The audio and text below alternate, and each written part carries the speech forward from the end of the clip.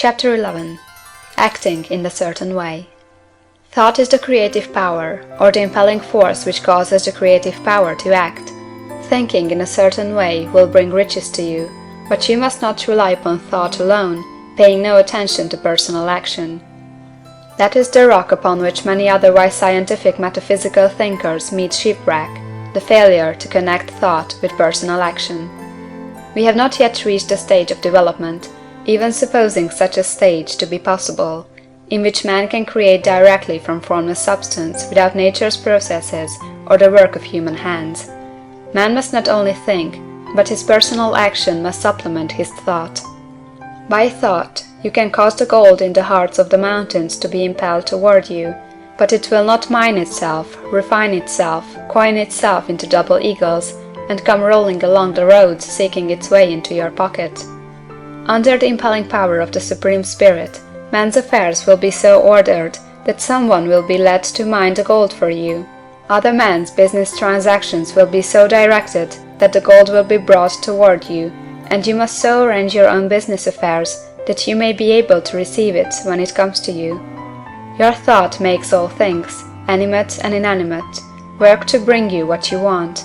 But your personal activity must be such that you can rightly receive what you want when it reaches you. You are not to take it as charity, nor to steal it. You must give every man more in use value than he gives you in cash value. The scientific use of thought consists in forming a clear and distinct mental image of what you want, in holding fast to the purpose to get what you want, and in realizing with grateful faith that you do get what you want. Do not try to project your thought in any mysterious or occult way, with the idea of having it go out and do things for you. That is wasted effort, and will weaken your power to think with sanity. The action of thought in getting rich is fully explained in the preceding chapters. Your faith and purpose positively impress your vision upon formless substance, which has the same desire for more life that you have, and this vision, received from you, sets all the creative forces at work in and through their regular channels of action, but directed toward you. It is not your part to guide or supervise the creative process. All you have to do with that is to retain your vision, stick to your purpose, and maintain your faith and gratitude. But you must act in a certain way, so that you can appropriate what is yours when it comes to you, so that you can meet the things you have in your picture, and put them in their proper places as they arrive. You can really see the truth of this. When things reach you, they will be in the hands of other men, who will ask an equivalent for them. And you can only get what is yours by giving the other man what is his. Your pocketbook is not going to be transformed into a Fortunatus purse, which shall be always full of money without effort on your part. This is a crucial point in the science of getting rich. Right here, when thought and personal action must be combined, there are very many people who, consciously or unconsciously, set the creative forces in action by the strength and persistence of their desires, but who remain poor because they do not provide for the reception of the thing they want when it comes. By thought, the thing you want is brought to you. By action, you receive it. Whatever your action is to be, it is evident that you must act now. You cannot act in the past, and it is essential to the clearness of your mental vision that you dismiss the past from your mind. You cannot act in the future, for the future is not here yet. And you cannot tell how you will want to act in any future contingency until that contingency has arrived. Because you are not in the right business or the right environment now, do not think that you must postpone action until you get into the right business or environment. And do not spend time in the present taking thought as to the best course in possible future emergencies.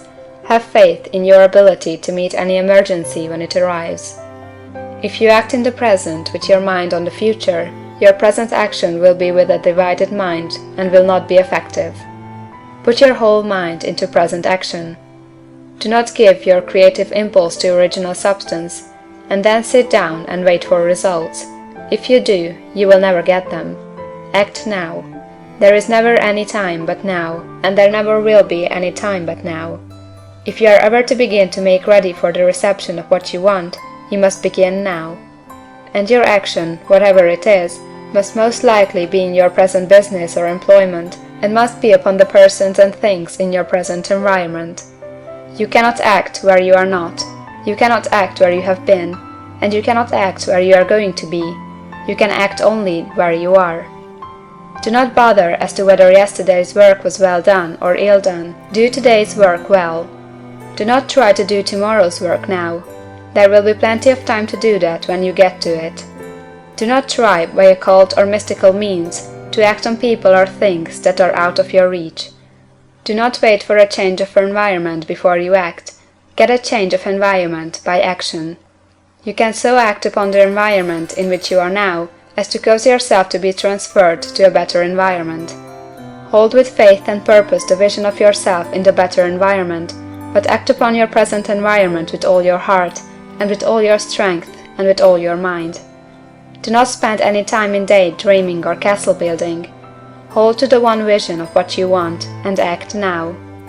Do not cast about seeking some new thing to do, or some strange, unusual, or remarkable action to perform as a first step toward getting rich.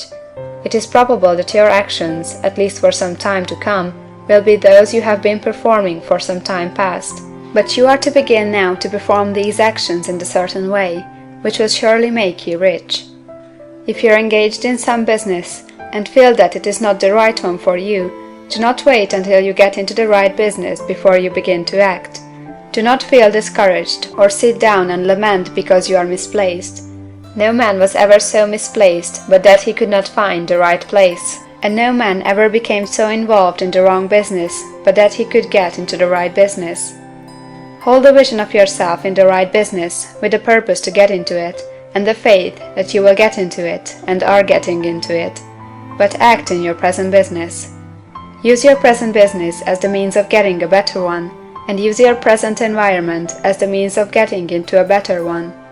Your vision of the right business, if held with faith and purpose, will cause the Supreme to move the right business toward you, and your action, if performed in the certain way, will cause you to move toward the business. If you are an employee or wage earner, and feel that you must change places in order to get what you want, do not project your thought into space and rely upon it to get you another job. It will probably fail to do so. Hold the vision of yourself in the job you want, while you act with faith and purpose on the job you have, and you will certainly get the job you want. Your vision and faith will set the creative force in motion to bring it toward you, and your action will cause the forces in your own environment to move you toward the place you want. In closing this chapter, we will add another statement to our syllabus. There is a thinking stuff from which all things are made, and which, in its original state, permeates, penetrates, and fills the interspaces of the universe. A thought, in this substance, produces the thing that is imaged by the thought. Man can form things in his thought, and, by impressing his thought upon formless substance, can cause the thing he thinks about to be created. In order to do this, man must pass from the competitive to the creative mind. He must form a clear mental picture of the thing he wants, and hold this picture in his thoughts, with the fixed purpose to get what he wants, and the unwavering faith that he does get what he wants, closing his mind to all that may tend to shake his purpose, dim his vision, or quench his faith.